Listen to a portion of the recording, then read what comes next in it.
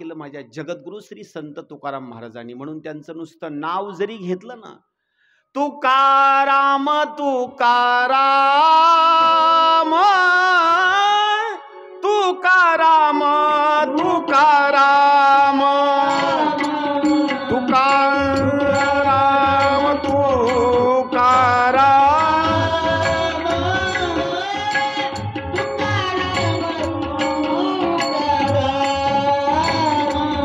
तुकाराम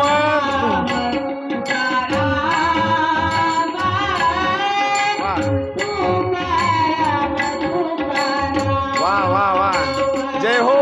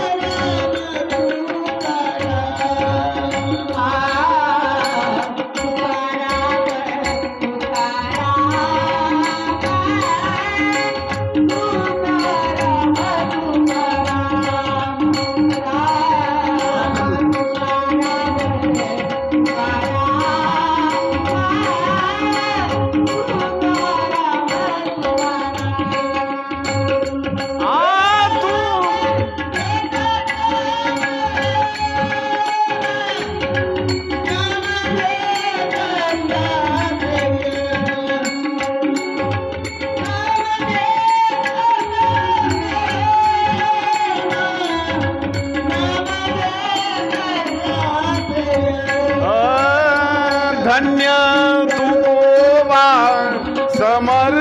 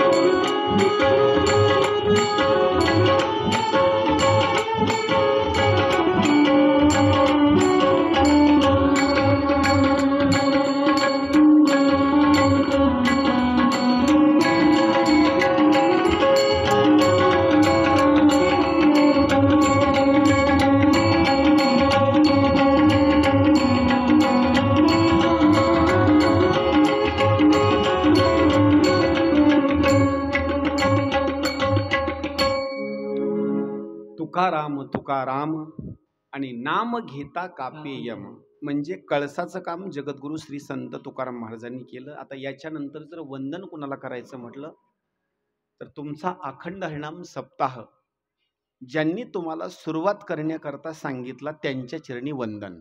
त्याचं कारण एक आहे, आज तुम्ही अखंड हरिनाम सप्ताह या ठिकाणी 13वा असणारं वर्ष आहे, पण कोणीतरी सांगितल्याच्या नंतरच तुम्ही सप्ताह सुरुवात केला, मनाला नाही बरं का केला. ज्यांनी सप्ताह सुरुवात केला त्यांना सुद्धा वंदन. का? त्यांनी तुम्हाला मार्गदर्शन केलं. अरे हा अखंड हरिनाम सप्ताह तुम्ही सुरुवात करा. का? मार्ग दावोनी गेले आधी दयानिधी संत ते तुम्हाला मार्ग दाखवला. आणि एखाद्या माणसानं जर मार्ग दाखवला ना, तर मार्ग दाखवल्याच्या नंतर मार्ग दावी त्याच्या. एखाद्या माणसानं जर मार्ग दाखवला किंवा एखाद्या माणसानं तुम्हाला चांगला असणारा रस्ता दाखवला, वाट दावी त्याच्या पुण्या नाही. अगणित उपकार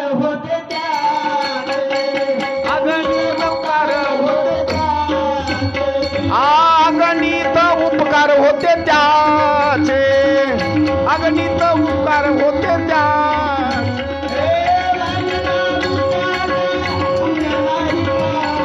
वाट दावी त्याच्या पुण्या नाही पार.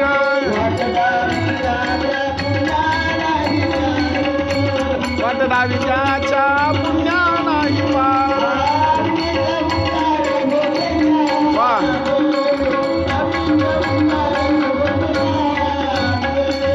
अगणित उपकार होते त्याचे, अगणित उपकार होते त्याचे. एखाद्या माणसानं जर रस्ता दाखवला ना, तर रस्ता दाखवल्याच्या नंतर त्याचे उपकार मात्र अनंत होतात. म्हणून तुम्हाला रस्ता दाखवला, या मार्गाने तुम्ही चला, मोडून या वाटा सूक्ष्म दुस्तर, केला राज्यभार चाले ऐसा. तुमच्या करता त्यांनी रस्ता बनवला, त्या रस्त्यानं आपण वाटचाल करत आहोत. आता पहा, याच्यानंतर जर वंदन कुणाला करायचं म्हटलं तर आज तुम्ही मंडपामध्ये येऊन बसलात, कुणाला वंदन करायचं? लोक म्हणतील आम्हाला वंदन करा. मी तुम्हाला वंदन नाही करणार, मी तुमच्या आई वडिलाला वंदन करतो. तुम्हाला का?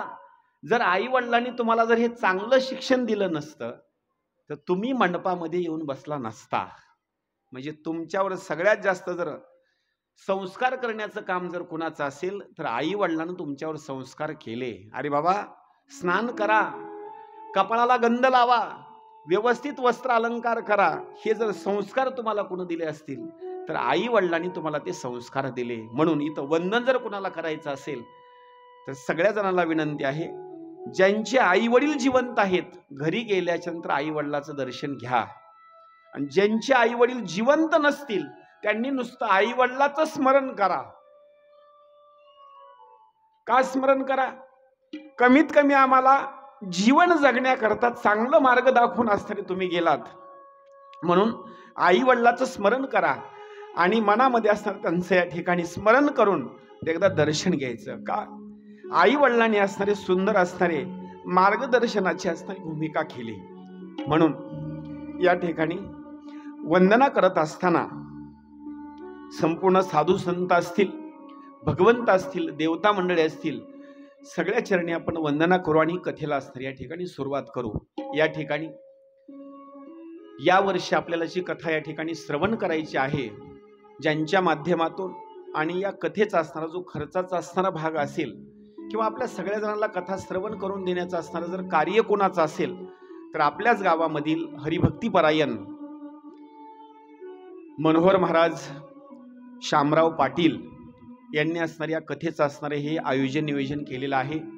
त्यांच्याकरता, त्यांच्या संपूर्ण परिवाराकरता, पत्नीकरता, कुटुंबाकरता सगळ्या जणांनी एकदा जोरात टाळ्या वाजवा एकदा. कारण त्यांच्यामुळं आपल्याला कथा या ठिकाणी श्रवण करण्याकरता मिळत आहे. त्याचं कारण एक आहे, आता इथं कोणी कीर्तनकार घेतले असतील, कोणी अन्नदानाची भूमिका असेल, पण 2 ते 5 या वेळामध्ये म्हटलं तर सांगायचं म्हटलं त्यांच्यामुळं तुम्हाला कथा श्रवण करण्याकरता मिळत आहे.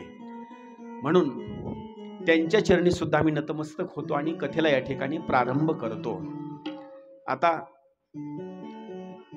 जी कथा मी तुम्हाला 7 दिवसापर्यंत सांगणार आहे, या ग्रंथाचं महात्म्य थोडक्यामध्ये सांगतो पुढे चलतो बरं का. तुमच्या गावामध्ये किती वर्षापर्यंत कथा झाली हे मला सांगता येणार नाही, पण एक मात्र चांगली गोष्ट भूमिका बोलतो. आज प्रत्येक सप्ताहामध्ये भागवताची कथा चालू आहे, प्रत्येक गावामध्ये चालू आहे, घराघरामध्ये कथा चालू आहे. पण या ग्रंथाचं महात्म्य सुंदर स्वरूपामध्ये सांगतो. इतका ग्रंथ जर तुम्ही पाहिला तर एवढा छोटा ग्रंथ नाही बरं का. एकदम लक्ष देऊन बारकाव्यानं कथा सांगतो, लक्ष देऊन ऐका. या ग्रंथाचे जर श्लोक जर तुम्हाला सांगायचे म्हटलं तर 1 आणि 2 श्लोक या ग्रंथामध्ये नाहीत, 18,000 श्लोकाचा असणारा हा ग्रंथ आहे. किती हजाराचा? 18,000 श्लोकाचा असणारा ग्रंथ आहे. माफी मागून बोलतो, आतापर्यंत कमीत कमी माझ्या 100 ते 150 कथा झाल्या असतील. लक्ष करा बरं का. माझ्या कथा कमीत कमी 100 ते 150 झाली असतील.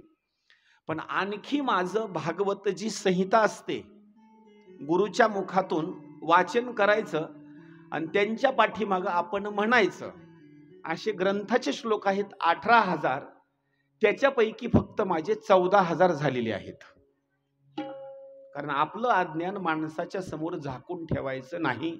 आणखी माझे 4,000 शिल्लक आहेत, म्हणजे संहिता वाचायचे बरं का. हे 4,000 झाल्याच्या नंतर माझं फक्त 1 पारायण होणार, म्हणजे गुरुच्या मुखातून बरं का. माफी मागून बोलतो, असे काही भागवतकार आहेत आणखी संहिताच घेतली नाही आणि गादीवर येऊन बसायचं. ही गादी म्हणजे एवढी साधारण नाही बरं का. या ग्रंथाचा एक श्लोक जर एखाद्या माणसानं कानामध्ये जर असा जर पडला तर एक एक श्लोक म्हणजे गायत्री मंत्रासारखा असणारा श्लोक आहे, तो इतका साधारण श्लोक नाही. भागवत हे ग्रंथ म्हणजे इतका साधारण असणार नाही. ऐका जी तुम्ही भक्त भागवत आणि कराल ते हित सत्य करा. ऐकायचंय ना, नुसतं भागवतच ऐका. जीवन जगण्याकरता जर ऐकायचं असेल तर गीता भागवत करीती श्रवण आणि अखंड चिंतन विठोबाचे. जीवन जगण्याकरता गीता आणि मरण्याकरता भागवत पुराण. मरायचं कसं याच्या अगोदर भागवताची कथा ऐकायची आणि मग मात्र असणार आपला उद्धार करून घ्यायचा. मग मात्र त्याच्या लक्षात येणार, अरे मरण म्हणजे मला नाही, मरण माझे मरुनी गेले मज केले अमर. इथं मरत असताना आत्मा मरत नाही, मरत असताना इथं शरीर मरतं, आत्मा मात्र कधी मरत नाही. हे 7 दिवसाची कथा श्रवण झाल्याच्या नंतर कळतं. या ग्रंथामध्ये 18,000 श्लोक आहेत. 1 आणि 2 संहिता नाहीत किंवा भाग नाहीत. याच्यामध्ये 12 असणारे स्कंद आहेत. 10व्या स्कंदामध्ये सुद्धा एक भाग केला नाही, 10व्या स्कंदाचे 2 भाग केले. एका भागात ते स्कंद बसत नाही म्हणून त्याचे 2 भाग केले. या ग्रंथाचं महात्म्य सांगितलेलं आहे ते 6 अध्यायामध्ये. आणि खरी जर कथा सांगायची म्हटलं तर कृष्णाचा जन्म होईपर्यंत नुसतं ग्रंथाचं महात्म्य संपत. कथा ऐकणार कधी आपण? म्हणून ही आपली जी आता कथेची भूमिका आहे, 7 दिवसापर्यंत एखादी रेल्वे असते आणि ते रेल्वे म्हणजे लोकल रेल्वे नसते, एक्सप्रेस गाडी असते. ते लहानसहान स्टॉपला गाडी थांबत नाही बरं का, फक्त मोठे मोठे स्टॉप घेते आणि गाडी चलते. तसं माफी मागून बोलतो, ही सुद्धा आपली एक्सप्रेसच गाडी आहे आता. हां, हे लहानसहान स्टॉपला गाडी थांबणार नाही. 7 दिवसापर्यंत आपल्या जीवनाचा उद्धार करून घ्यायचा असेल तर आता ही गाडी मोठमोठे फक्त स्टॉप घेणार बरं का, बारक्या स्टेशनला गाडी थांबणार नाही. त्याचं कारण एक आहे, कमीत कमी भागवताचा संपूर्ण ग्रंथ जर ऐकायचा म्हटलं तर संभाजीनगर जिल्ह्यामध्ये एक वसू सायगाव म्हणायचं गाव आहे. त्या गावामध्ये माझ्या 19 श्रीमद भागवत पुराणाच्या कथा झाल्या. 1 आणि 2 नाही बरं का, 19 श्रीमद भागवत पुराणाच्या कथा झाल्या. त्यावेळेला तो ग्रंथ संपला. म्हणजे ते लोक पण ऐकणारे तसे साधी लोक नाहीत बरं का. एकदा जर ग्रंथाची सांगता झाली 7 दिवसाच्या नंतर पुन्हा त्यांना ती कथा जमत नाही, त्याच्यानंतर दुसरी कथा लागते. म्हणजे अशा 19 कथा झाल्याच्या नंतर तो ग्रंथ सांगता झाला. आता हा ग्रंथ आपली पहिलीच कथा आहे म्हणून एकदम सुरुवातीपासून सांगण्याकरता सुरुवात करतो. या ग्रंथाची आरती तुम्ही इथून पाठीमागं अनेक वेळेला म्हणली असेल, पण त्या आरतीमध्ये ग्रंथाचं असणारं सुंदर महात्म्य सांगितलेलं आहे. ऐका. जय हो जय श्री भागवता, आरती करू तुझ भगवंता. जय हो जय श्री भागवता, आरती करू तुझ भगवंता. सर्वांनी म्हणा, जय श्री भागवता.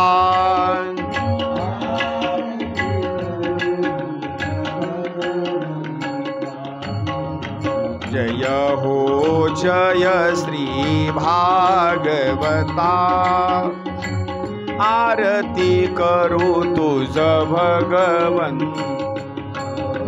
म्हणा म्हणा, टाळी वाजवून मोठ्यानं म्हणा.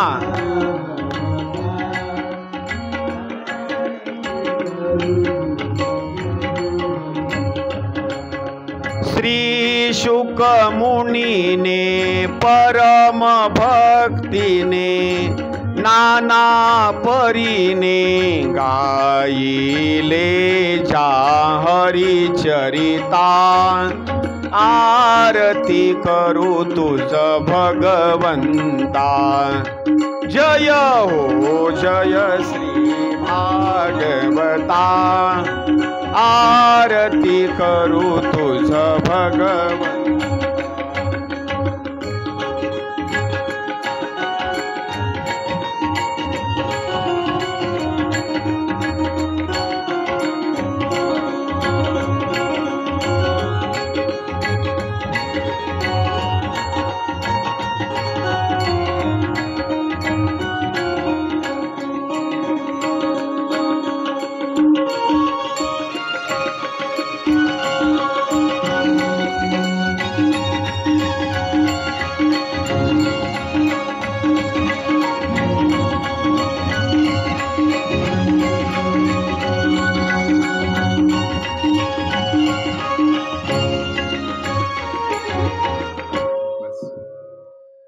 आता या ग्रंथामध्ये सुरुवातीला आरतीमध्ये असं वर्णन केलेलं आहे या ग्रंथाचं महात्म्य.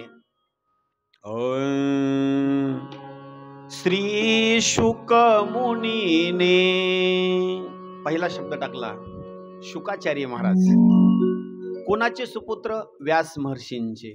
श्री शुक मुनीने परम भक्तीने नाना परीने गायिले जा हरी चरिता, आरती करू तुझ भगवंता. आता कसा शब्द टाकला पहा. परम भक्तीनं हरीचं चरित्र वर्णन शुकाचार्य महाराजांनी केलं. परम भक्तीनं वर्णन करायचं म्हटलं तर दृष्टांत जर द्यायचा म्हटलं ना, तर एखादी आजी आपल्या नातवाचं सुंदर वर्णन करते प्रेमानं. अहो घरी बसतच नाही हो, हे माझ्याच सोबत राहत हे. बरं, त्या नातवंडाला सुद्धा आजी सोडून करमत नाही, आणि आजीचं सगळ्यात जास्त प्रेम म्हणजे त्या नातवंडावर. आजी काय करते? आपल्या नाताचं वर्णन करताना इतकं प्रेमानं करते, एखाद्या वेळेस त्या आजीला सगळ्यात जास्त प्रेमाची भूमिका जर कोणाची असेल तर नातवंडाची. म्हणजे आजीचं प्रेम नातवंडावर. पण एखाद्या वेळेस त्या आजीच्या नातवंडाला किंवा त्या नातवंडाच्या आईनं जरी त्या नातवंडाला किंवा आपल्या लेकराला जरी मारलं तर आजीला आवडत नाही. बरं का, आजीला आवडत नाही. किती प्रेम असतं सांगू. आईला राग येतो, आई त्या लेकराला मारते, पण कुठलीही आजी आपल्या नातवंडाला मारत नाही. आणि त्याचं वर्णन जर करायचं म्हटलं तर परम भक्तीनं करते, इतकं प्रेमानं. आणि इथं सुद्धा वर्णन करत असताना शुकाचार्य महाराज त्या देवाचं वर्णन, हरीचं चरित्र नाना परीनं करतात. नाना परीनं म्हणजे एका परीनं नाही, त्याला अनेक स्वरूप दिलेले आहेत, अनेक दृष्टांत दिलेले आहेत. अनेक दृष्टांताच्या बाबतीमध्ये हरीचं चरित्र इथं वर्णन केलेलं आहे. आता हा जो ग्रंथ आपल्या समोर आहे का नाही, आपण 7 दिवसापर्यंत श्रवण करणार आहोत. या ग्रंथाच्या बाबतीमध्ये वर्णन केलेलं आहे. हा ग्रंथ कसा आहे? वेद तरुचे मधुर फळ स्वादुरसे जे स्वज्वळ. पहा, तरु शब्दाचा अर्थ होतो झाड. वेद, झाड कोणतं आहे तर वेदाचं असणारं झाड आहे. वेद तरुचे मधुर फळ स्वादुरसे जे स्वज्वळ. आत्मा राम मुनी सकळ सेवुनी झाले जन सुफळ. पहा पर्वणी आली अवणी की अघहरणी भवजल तरणी ती पतिता. आरती करू तुझ भगवंता. पहिला भाग सांगितला, एक झाड आहे, आणि झाड सांगायचं म्हणजे ते वेदाचं झाड आहे. काही प्रश्न विचारतो बरं का, लक्ष देऊन ऐका. उदाहरणार्थ, एक आंब्याचं झाड आहे, आणि आंब्याचं असणारं झाड, त्या आंब्याच्या झाडाला लागलेलं जे फळ आहे ते फळ म्हणजे आंब्याच्या झाडाला लागत असताना का पूजेला पुन्हा या. बस हा, वृक्ष असणारा जो आहे का नाही, तर त्या वृक्षाला वर्णन असं केलेलं आहे. एक झाड आहे आणि झाडाला असणारं जे फळ लागलेलं आहे ते फळ म्हणजे आंब्याचं असणारं फळ लागलेलं आहे. आणि फळ आंब्याला लागल्याच्या नंतर ते आंबा जो आहे का नाही, सुंदर असणारा पिवळा चुटूक असा पिकून गेलेला आंबा आहे. आता पहा, आंबा सुंदर आहे, गोड आहे, दिसण्याकरता चांगला आहे, सगळ्या गुणांना संपन्न आंबा आहे. आंबा आपण घेतला आणि खाण्याकरता असणारा सुरुवात केला. त्याच्यामध्ये आणखी एक प्रश्न, आंबा पाखर खाता चांगला का साधारण असणारा आंबा चांगला? ऐका बरं का, पाखरानं खाल्लेला आंबा सुंदर. याच्या पुढे आणखी सांगू? काही लोक म्हणतील उष्टा असतो, उष्टा कसा काय खावा? त्याच्या पुढे आणखी सांगू का? तुम्ही पण काला करून खा, आणि एखाद्या लहान लेकराला काला करून दिलेला त्याच्यातला उरलेला उष्टा पण खा. मी काय बोलतो लक्ष करून ऐका बरं का. पाकर खाताही असणारं फळ खा, दुसरंही फळ खा, किंवा एखाद्या लेकराला तयार करून दिलेला काला आहे त्याचाही काला उष्टा खा आणि स्वतः तयार करून काला खा. लेकराचा काला तुमच्या काल्यापेक्षा सुंदर लागणार. त्याचं कारण तसं आहे बरं का. आता याच्या पुढे सांगतो.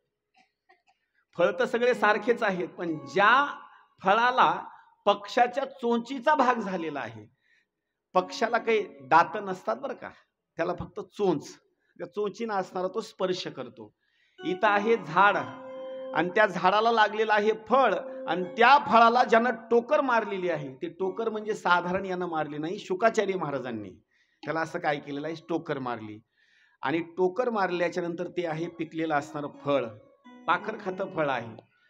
जे फळ आहे जसं आपण वृक्षावरचं खातो त्याला सुद्धा सुंदर असणारा भाग. आता इथं जे फळ आहे आपल्या समोर, ते फळ म्हणजे ग्रंथ आहे. आणि या ग्रंथाला ज्यानं टोकर मारलेली आहे, ते टोकर मारलेले म्हणजे साक्षात ऋषीमुनी सांगायचे म्हटलं तर शुकाचार्य महाराज, त्यांची चोच या फळाला लागलेली आहे. आता पहा, काही प्रश्न विचारतो. आंबा गोड आहे, एखाद्या वृक्षाला कळालं या आंब्याचं असणारं फळ मात्र गोड आहे. एखाद्या माणसानं काय केलं, आंब्याचं फळ गोड आहे म्हणून खाण्याकरता सुरुवात केला आंबा त्याला गोड लागला. आता पुढला प्रश्न असा, आंबा गोड आहे म्हणून एखाद्या माणसानं त्याच आंब्याचे पानं खाण्याकरता सुरुवात केले. पानं गोड लागतात का? पान गोड लागत नाही. याच्या पुढे सांगतो. वृक्ष तर तोच आहे, एखाद्या माणसानं काय केलं, त्या आंबा गोड असल्यामुळे त्याची साल काढण्याकरता सुरुवात केली. साल गोड लागेल? साल पण गोड लागत नाही, त्याचा फटा पण गोड लागत नाही ना, त्याचं असणारं पान पण गोड लागत नाही. त्याचं गोड जर काय लागत असेल तर त्याचं फक्त असणारं फळ म्हणजे आपल्याकरता गोड. तसं इथं उदाहरण केलेलं आहे. वृक्ष कोणता आहे तर वृक्ष सांगितला वेद, वेद तरुचे मधुर फळ. वृक्ष सांगितला वेद आणि त्याचं असणारं जे सुंदर फळ आहे ते फळ म्हणजे हा ग्रंथ. वेद तरुचे मधुर फळ, स्वादुरसे जे स्वज्वळ, आत्माराम मुनी सकळ, सेवुनी झाले जन सुफळ. पहा पर्वणी आली अवणी, आपल्याकरता आलेली असणारी ही पर्वणी आहे. पर्वणी शब्दाचा अर्थ असा होतो, आपल्याकरता सुंदर असणारी वेळ आलेली आहे. आणि ही वेळ परत परत येत नाही, ही वेळ कधी कधीच येते, परत परत सारखी वेळ मात्र येत नाही. लोक जर म्हटले या वर्षी राहू द्या, थोडंसं कामधंदा आमच्या जवळ आहे, पुढल्या वर्षी कथा ऐकू, डोक्यातून काढून टाका. पुढल्या वर्षी ऐकू द्यायची का नाही ऐकू द्यायची हे आपल्या हातामध्ये नाही, ते देवाच्या हातामध्ये आहे. आता संधी आली ना, आता संधी आल्याच्या नंतर याचंच सोनं करून घ्यायचं. म्हणजे पहा पर्वणी आली अवणी की अघहरणी, भव जलतरणी ती पतिता. अघ शब्दाचा अर्थ होतो पाप. तुम्हाला जर पाप धुवून टाकायचं असेल तर वेळ चांगली आलेली आहे, त्या वेळेचं संधीचं सोनं करा, पाप धुवून टाका आणि पुण्य संपादन करा. म्हणून ही सुंदर असणारी वेळ आलेली आहे. तुकोबारायांनी याच्याकरता एक सुंदर प्रमाण लिहिलेलं आहे. बरविही वेळ सापडली संधी, बरविही वेळ सापडली संधी.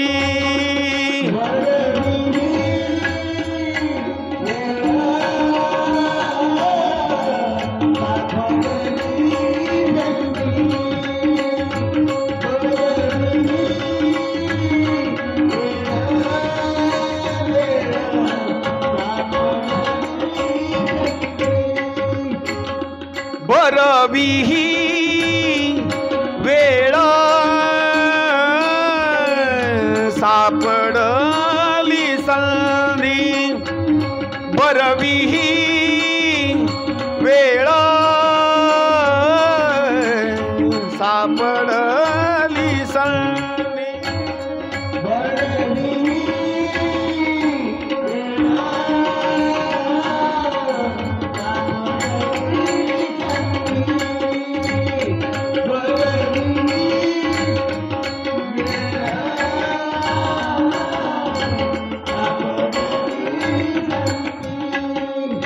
साह्य झाली बुद्धी संचिताची, साह्य झाली बुद्धी संचिताची, येणे पंथे माझी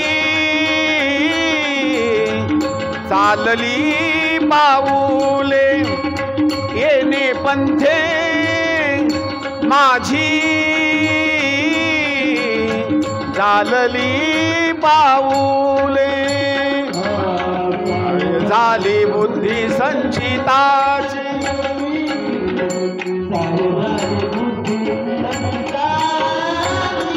येणे पंथे माझी झालं.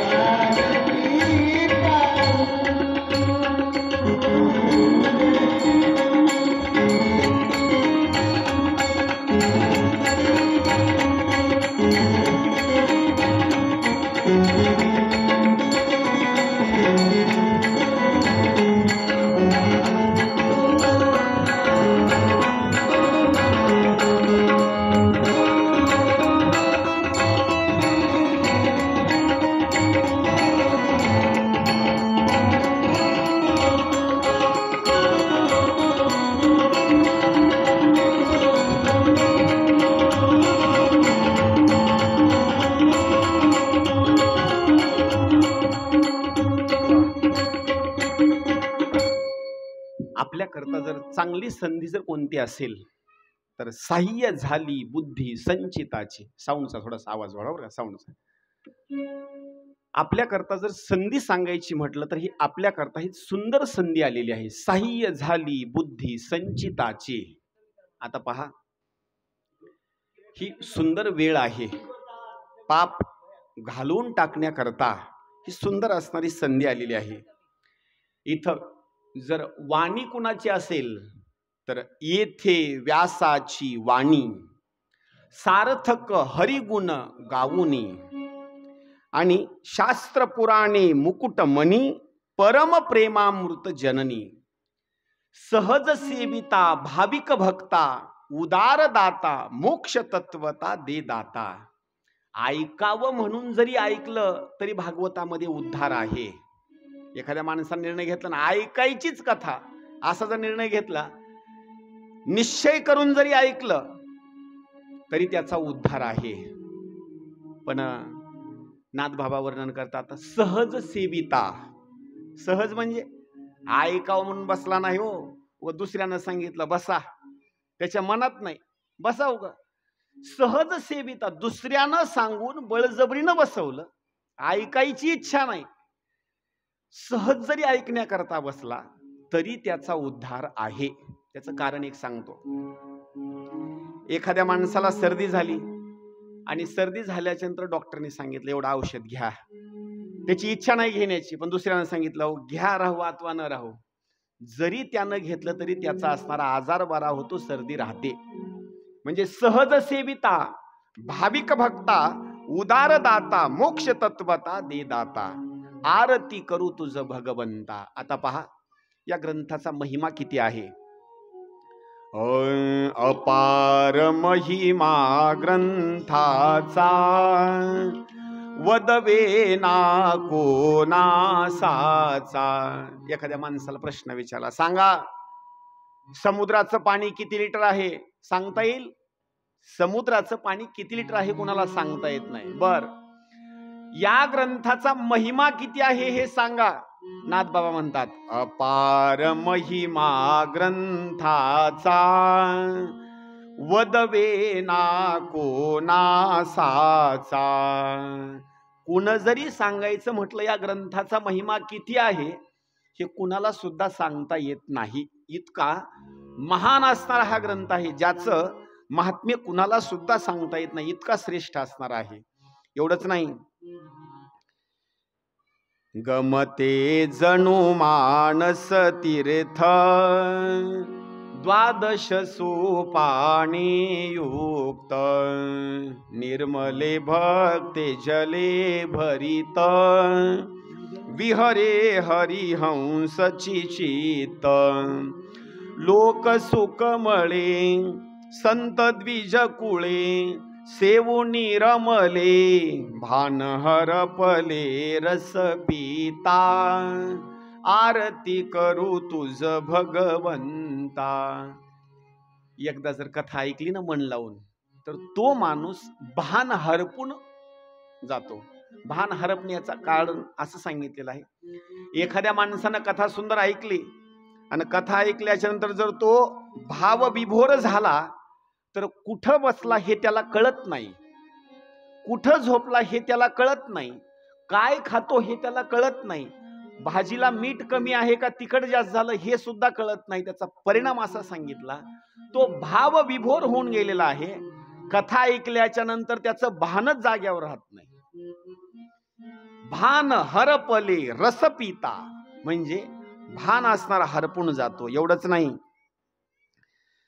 कीर्तनकाराचा प्राण जर काय सांगायचं म्हटलं तर कीर्तनकाराचा प्राण म्हणजे भागवताची कथा नव्हे, भागवताचा ग्रंथ म्हणजे कीर्तनकाराचा प्राण. आता पहा, एखाद्या कीर्तनकाराला प्रश्न विचारायचा, महाराज 2 तासापर्यंत कीर्तन करा, फक्त भागवतामधलं सांगायचं नाही, दुसरं सांगा. कुठला जरी कीर्तनकार फिरला का नाही, किती जरी लांब फिरला, तर भागवताच्या बाहेर जात नाही बरं का. त्याचा प्राण जर काय असेल तर त्याचा प्राण म्हणजे भागवत. भागवताच्या बाहेर ज्ञानच नाही. म्हणून प्राणची कीर्तनकाराचा, मेवा कविवर संताचा, जनुबोधाचा, स्वयंप्रभेचा, द्वादश कळीचा, रवी अंतरीचा तम हरता. आपल्या शरीरामध्ये हृदयाच्या ठिकाणी एक तम आहे. तम म्हणजे अंधकार. म्हणजे प्रत्येक माणसाला गर्व आहे. हा गर्व जर काढायचा असेल तर त्याच्याकरता भागवताची कथा आहे. आता शेवटचं महात्म्य सांगितलेलं आहे, थोडंसं कमी झालंय. या ग्रंथाचं शेवटचं महात्म्य असं सांगितलेलं आहे. प्रश्न असा आहे, आपण जीवन जगत असताना जीवन जगतो कलियुगामध्ये आणि कृष्णाचा जन्म झालेला आहे तो म्हणजे द्वापार युगामध्ये. आपल्याला कोणाला तरी कृष्णाचं दर्शन झालंय का? जर सांगायचं म्हटलं तर आपल्याला कृष्णाचं दर्शन कोणालाच नाही. कृष्णाचं दर्शन घ्यायचं म्हटलं तर एक तर द्वारका नगरीला जावं लागेल, एकतर आपल्याला गोकुळामध्ये जावं लागेल, वृंदावनाच्या परिसरामध्ये जावं लागेल. तिथं गेल्याच्या नंतर मूर्तीचं दर्शन होईल. पण साक्षात स्वरूपामध्ये तुम्हाला कृष्णाचं दर्शन होईल का? होणार नाही. आज कलियुगामध्ये जर साक्षात स्वरूपामध्ये जर कृष्णाचं दर्शन घ्यायचं असेल तर कृष्णाचं दर्शन एकमेव म्हणजे भागवत नावाचा असणारा जो ग्रंथ आहे, त्या ग्रंथाचं दर्शन घेतलं म्हणजे कृष्णाच्या मूर्तीचं दर्शन झालं. नवे नवे साक्षात स्वरूपामध्ये कृष्णाचं दर्शन झालं, असं नाथ महाराजांनी वर्णन केलं आहे. काय करा, मंदिरामध्ये कोणीतरी जा, लेकरं धिंगाणा करले बरं का. शेवटच्या चरणामध्ये असं वर्णन केलं आहे, ग्रंथ नव्हे हा श्री कृष्ण, गीते वेधी मन पूर्ण.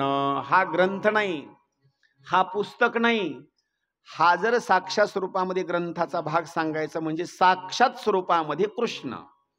आता पहा, गीते वेदी मन पूर्ण, जी 700 श्लोकाची असणारी जी भगवद्गीता आहे का नाही, जी कुरुक्षेत्रावर सांगण्याकरता आली, त्या गीतेमध्ये या भागवताचं सगळं मन असणारा आकर्षित करून घेते. गीते वेधी मन पूर्ण, अनन्य होता या शरण, खचित टळे जन्म मरण.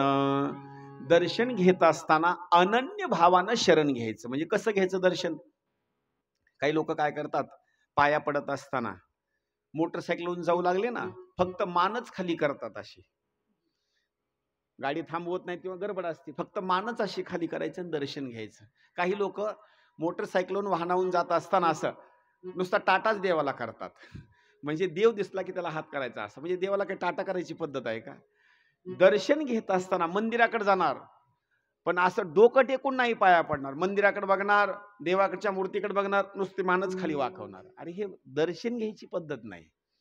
दर्शन घेत असता अनन्य भावानं शरण असावं. म्हणजे कसं माहिती का, हे आपलं पवित्र असणारं डोकं शक्यतो देवाच्या पायावरच टेकावं. अनन्य होता या शरण खचित टळे जन्म मरण. आता पहा, जर एखाद्या माणसानं अनन्य भावानं शरण गेला तर आज आपल्या सगळ्याच्या पाठीमागे जे दुःख लागलेलं आहे ते दुःख म्हणजे एकदा जन्माला यायचं आणि एकदा असणारं मरायचं, हे सगळ्यात मोठं असणारं दुःख सांगितलेलं आहे. हे जर दुःख कमी कशानं होत असेल तर श्रीमद भागवत महापुराणाचा असणारा जो ग्रंथ आहे, अनन्य भावानं शरण जायचं आणि दर्शन घ्यायचं.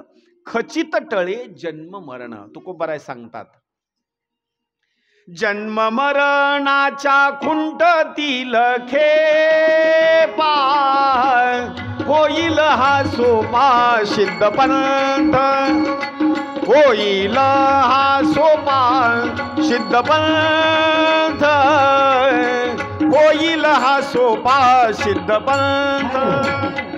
जन्म मरणाच्या खेपा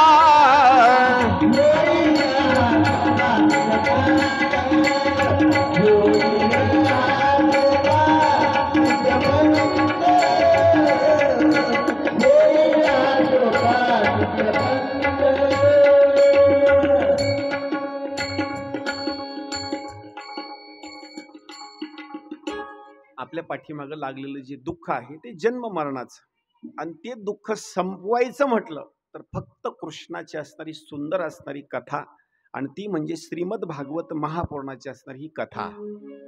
आता या ठिकाणी आपल्याला ग्रंथाला असणारी सुरुवात करायची आहे. आतापर्यंत ग्रंथाचं असणारं महात्म्य झालेलं आहे. आता ग्रंथाला सुरुवात करायची आहे. आज असणारा हा प्रथम दिवस आहे. मी पुढं म्हणतो, सगळ्या जणांनी हा श्लोक एकदम पाठीमागं सुंदर स्वरूपामध्ये म्हणा. त्याचं कारण एक आहे, कोणी म्हणत असेल मला येत नाही बरं का, पण संतांनी वर्णन केलं, तुम्हाला जरी येत नसेल तरी म्हणण्याचा प्रयत्न करा. का माहिती का, नये जरी तुझ मधुर उत्तर, येईल तैसा बोल रामकृष्ण. तुला मधुर येत नाही ना, काही लोक म्हणतात माझा स्वरच लागत नाही हो. अरे बाबा, नका लागू दे, स्वर तुझा नका लागू दे, आपसूर म्हण, पण देवाचं भजन कर बरं का. नये जरी तुझ मधुर उत्तर, येईल तैसा बोल रामकृष्ण. तुला जसं जमतं तसं रामकृष्ण हरी म्हण. त्याचं कारण एक सांगितलेलं आहे. कोणाला बोलता जरी येत नसेल तर संत वर्णन करतात, माझी या बोबडिया बोला. बरोबर आहे का? तुम्हाला बोलता येत नाही ना, म्हणता येत नाही ना, बोबड म्हणा ना, माझी या बोबडिया बोला. पण काय करा माहिती का, चित्त द्यावे बा विठ्ठला. बोबड म्हणा, पण बोबड म्हणून सुद्धा चित्त द्या ना. आणि कसं आहे, जर तुम्ही म्हणण्याकरता जर सुरुवात केला, अगोदर यायचं नाही, पण कालांतरानं दम्मादमानं दम्मादमानं दम्मादमानं बरोबर तुम्हाला ते येईल बरं का. पण जर वेळावा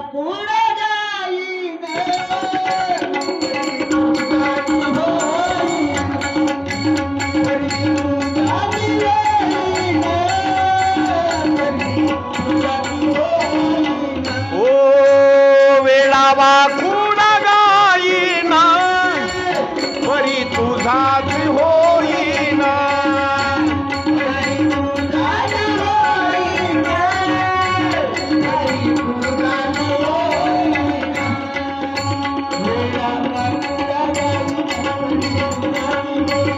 वेळावा कुणा परी तुझाच होईना. वेळा वाकून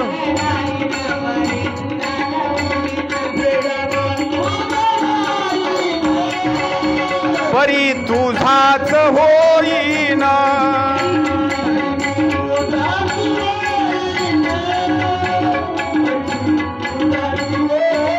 होईना वेळा वाकून गाईना, परी तुझाच होईना.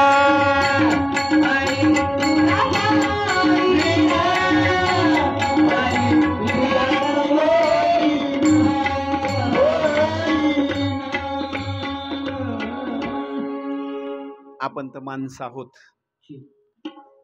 तुकोबारायांना प्रश्न विचारला, महाराज तुम्ही किती सुंदर कीर्तन करता हो, किती सुंदर गाथा लिहिला, पण हे तुम्हाला सगळं अचानकच जमलं का? तुकोबारायांनी हसून सांगितलं, अरे बाबा, मला सुद्धा हे अचानक जमलं नाही बरं का. अगोदर मी काय करायचो, टाळ घेतला. सुरुवातीला भजनाला गेल्याच्या नंतर ओळीमध्ये शेवटला मला उभा केलं. पुन्हा कालांतरानं कधी भजनी कमी असल्याच्या नंतर म्हणले थोडंसं अलीकडे या. पुन्हा म्हणले काय करा आता, ध्रुवपद पाठीमागं म्हणा, पुढं नाही बरं का. ज्याला कमी येतं का नाही त्याला ध्रुवपद सगळ्यात शेवटी दिलेलं जातं, अगोदर देत नाही. कशा करता, कीर्तन संपल्याच्या नंतर जरी चाल नाही जमली ना तर कीर्तन संपलेलं असतं. तुकोबारायांना अगोदर ध्रुवपद दिली, ती पण पुढं नाही मागं दिली. अगोदर ध्रुवपद छान जमली, लोक म्हणले आता काय करा, मागं नका देऊ, आता ध्रुवपद पुढं द्या म्हणले. आता ध्रुवपद पुढं दिलं. पुन्हा कालांतरानं ध्रुवपद छान जमलं. आता म्हणले महाराज, कीर्तनामधली पहिली चाल तुम्हीच म्हणा म्हणले. आता पहिली चाल पुन्हा तुकोबारायांना दिली, सुंदर चाल जमली. पुन्हा म्हणले महाराज, तुम्ही किती भजन सुंदर म्हणता हो, आता भजन तुम्ही सुरुवात करा. भजन सुरुवात केलं. पुढे म्हणू लागले, आता एक काम करा, हे राहू द्या, आता भजन, आता बोलायला सुरुवात करा, कीर्तन करा, सुरुवात करा. माझा सांगण्याचा भाग एक आहे, तुकोबारायांना सुद्धा आरंभी कीर्तन करीतो एकादशी. महाराज जर मोठमोठे तयार जर कुठून होत असतील तर एकादशी पासून सुरुवात होतात बरं का. म्हणजे 15 दिवसाला एकादशी केली, नवीन महाराज जर सुरुवात केले तर नवीन महाराज एकादशीच्या कीर्तनला काय होतात, ऐकण्याकरता लोक कमी असतात. आणि एकदा अभ्यास वाढत वाढत वाढत वाढत पुन्हा मग सप्त्यामधल्या तारखा मिळतात बरं का. डायरेक्ट सप्त्यामधल्या तारखा मिळत नाहीत. अगोदर सुरुवातीला तारीख म्हणजे एकादशीची तारीख. आता पहा, आपण सुद्धा जर प्रयत्न केला तर प्रयत्न केल्याच्या नंतर सुद्धा आपल्याला अशक्य ते गोष्ट शक्य सुद्धा होऊ शकते. म्हणून ज्या श्रीमद भागवत महापुराणाची मी संहिता घेत असताना कमीत कमी आज 4 ते 4.5 वर्षाचा कालावधी माझा पूर्ण झालेला आहे. पण आणखी ग्रंथ माझा पूर्ण नाही. पण पहिल्या श्लोकापासून मी 14,000 श्लोकापर्यंत गेलेलो आहे. माझी एक विनंती आहे, शिकण्याकरता तुम्हाला काही असं काही वेगळं असणारा काही भाग नाही. फक्त लक्ष जर माणसानं दिलं तर या जगतामध्ये अशक्य गोष्ट कुठलीच नाही, ते शक्य होते, फक्त लक्ष द्यायचं. म्हणून एक माझी विनंती आहे, आता जो मी श्लोक म्हटणार आहे, जो ग्रंथाचा असणारा काही भाग मी या ठिकाणी बोलणार आहे, नका तुम्हाला जमू द्या, पण काहीतरी प्रयत्न करण्याकरता सुरुवात करा. कारण एक एक श्लोक म्हणजे गायत्री मंत्रासारखा असणार तो श्लोक आहे. सगळ्या जणांनी ताठ बसा अगोदर बरं का, थोडंसं ताठ बसा. आणि ताठ बसून मन एकाग्र करायचं, चित्त असणारं स्थिर करायचं आणि व्यवस्थित असणारं पाठीमागं म्हणा बरं का. आता हरिही ओम म्हणा, ओम. एकदा संपूर्ण श्वास घ्या अगोदर, संपूर्ण श्वास घ्या आणि श्वास घेतल्याच्या नंतर पुन्हा मध्यंतरी थांबायचं नाही बरं का. जेवढा श्वास घेतलेला आहे तेवढ्या श्वासानं शेवटपर्यंत ओम म्हणत राहायचं बरं का. सगळ्यात अगोदर जर निर्माण काय झालं असेल तर सगळ्याचं मूळ जर काय असेल तर ओम आहे बरं का. सगळ्याचा अगोदर ओम. श्वास आतमध्ये घ्या आणि जोरात बोलण्याकरता सुरुवात करा.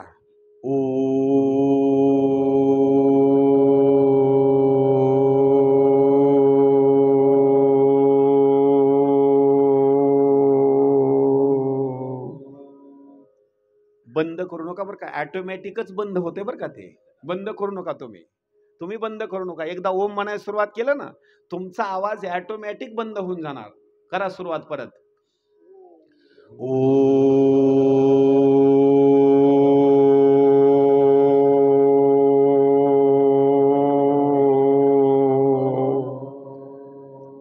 तुमची ताकद सुद्धा कमी पडते बरं का. शेवटी ताकद सुद्धा कमी पडते.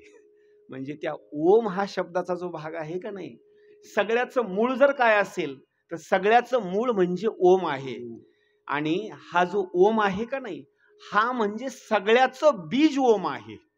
सगळ्यात अगोदर जर तयार काय झाला असेल तर ओम अगोदर तयार झालेला आहे. ब्राह्मण देवतेला जर बोलवलं आणि त्यांना जर सांगितलं अभिषेक करण्याकरता सुरुवात करा, कुठला जरी मंत्र म्हणायचा असेल तर अगोदर मंत्र म्हणण्याच्या अगोदर त्यांना ओम म्हणावं लागतं.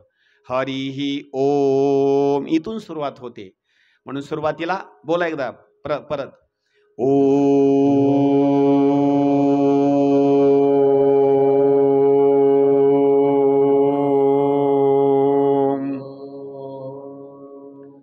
नमो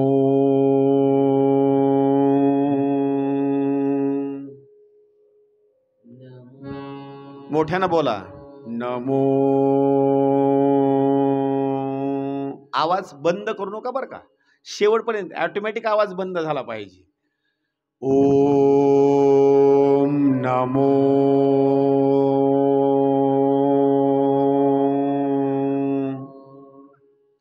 भगवते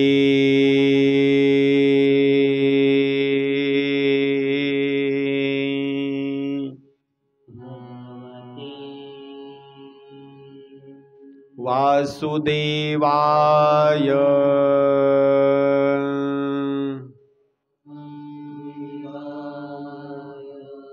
वासुदेवाय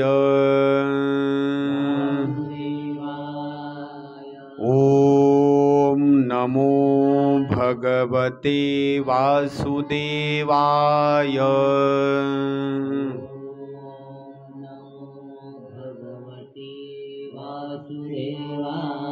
ओम नमो भगवते वासुदेवाय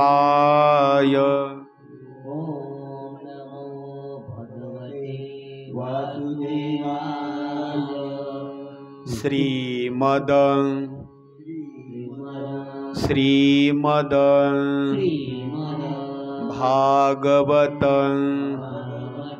श्रीमद भागवत श्रीमद भागवत महात्म्यम श्रीमद भागवत महात्म्यम श्रीमद भागवत महात्म्यम कृष्णं नारायणं वन्दे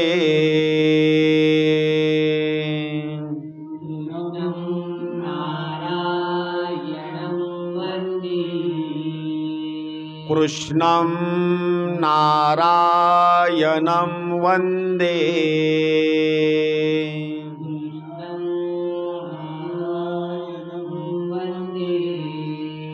कृष्णं वन्दे व्रजप्रियम्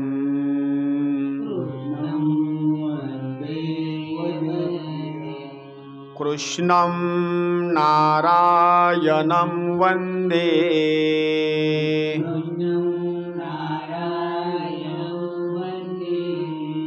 कृष्णं वन्दे व्रजप्रियम्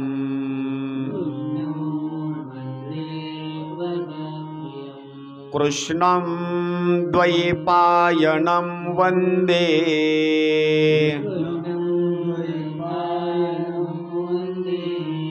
कृष्णं वन्दे पृथासुतम् कृष्णं वन्दे पृथासुतम् अथ प्रथमोऽध्यायः अथ प्रथमोऽध्यायः सच्चिदानन्दरूपाय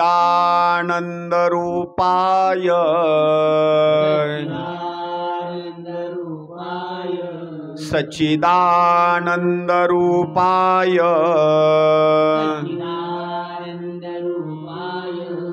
विश्वोत्पत्त्यादिहेतवे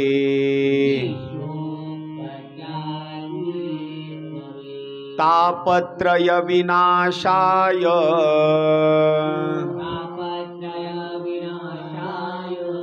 तापत्रयविनाशाय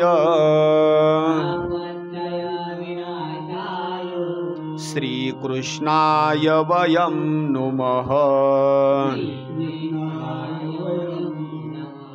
श्रीकृष्णाय वयं नुमः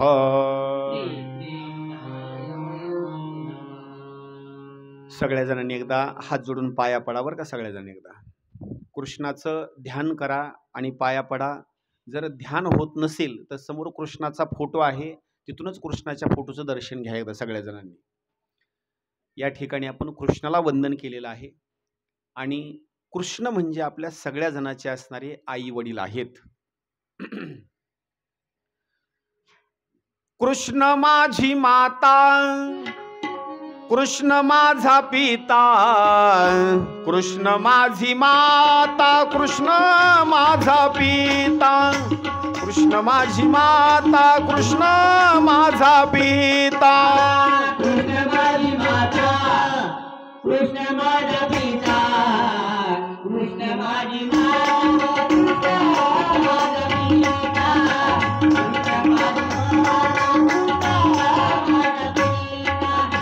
बहीण बंधू चुलता कृष्ण माझा, बहीण बंधू चुलता कृष्ण माझा,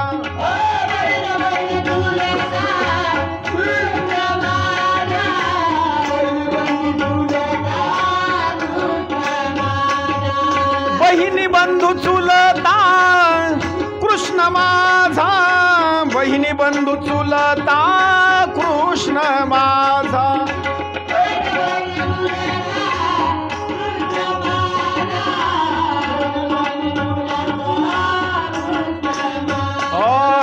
कृष्ण माझे गुरु, कृष्ण माझे तारू, कृष्ण माझे गुरु, कृष्ण माझे तारू, कृष्ण माझे गुरु, कृष्ण माझे तारू, कृष्ण माझे गुरु, कृष्ण माझे तारू, कृष्ण माझे गुरु.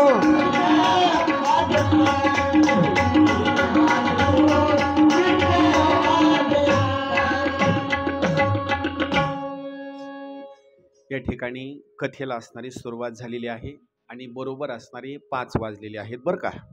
म्हणून आजची कथा आपण इथंच विश्रांती घेण्याकरता थांबू. त्याचं कारण एक आहे, प्रथम दिवस म्हटल्याच्या नंतर इथून पुढं काही गोष्टी लक्षात ठेवायच्या. हा अखंड हरिनाम सप्ताह असणारा भाग आहे. प्रत्येक वक्ता असो, भजनी मंडळ असो, विण्याचा पहारा घेणारा माणूस असो, आचार्य मंडळी असो, कुणी असो, या अखंड हरिनाम सप्ताहामध्ये ज्याला जे काम दिलेलं आहे ते काम त्यानं वेळेवरच असणारं पूर्ण करायचं बरं का. त्याचं कारण एक आहे, या अखंड हरिनाम सप्ताहामध्ये प्रत्येक कार्य आपल्याला संपन्न करायचं असतं. म्हणून त्या कार्याला असणारा कोणी उशीर सुद्धा असणारं करायचं नाही. गाथ्यावरचं भजन म्हटलं ना, 11 म्हणजे 11ला सुरुवात व्हावं. कथा 2चा टायमिंग दिला ना, कोणी ऐकायला या अथवा ऐकायला न या, लक्षात ठेवा बरं का. 2 म्हणजे 2लाच कथा सुरुवात होणार आणि 5 म्हणजे 5लाच आरती असणारी होणार. कुणी जर म्हटलं आम्हाला येण्याकरता उशीर झाली, परत कथा सांगा, तसं नाही बरं का. आपल्या आपल्या वेळेला आपण हजर राहायचं. त्याचं कारण एक आहे, रात्रीचं कीर्तन 9ला असेल ना, भजनी मंडळाने येऊन 8:30लाच भजन सुरू करायचं, म्हणजे महाराजांच्या गळ्यामध्ये 9ला विणा गेला पाहिजे. नाहीतर भजनच 9ला सुरू झाल्याच्या नंतर चालीसहित 10 वाजतात. पाऊण तासात तर काय महाराजांनी अभंग सोडावा. प्रत्येक कार्य संपन्न करत असताना वेळेचं असणारं बंधन, समयो जाना समयो जाना. आता आज प्रथम दिवस आहे, उद्यापासून काही दक्षता सांगतो, लक्षात ठेवा बरं का. उद्यापासून पुरुष मंडळीनं कथा श्रवण करण्याकरता येत असताना एक म्हणजे तुळशीची मंजुळा असेल, तुळशीचं पान असेल, फूल असेल, काहीतरी सोबत आणायचं, साखर असावी, काहीतरी सोबत आणायचं आणि ग्रंथाला असणारं अर्पण करायचं. दररोजचं डोकं टेकून ग्रंथाचं दर्शन घ्यायचं. त्याचं कारण एक आहे, ग्रंथ नव्हे हा श्रीकृष्ण. याच्या पुढं सांगतो, माता माऊल्यांनी दररोजचं येत असताना कथेला आपल्या घरी सुंदर असणारा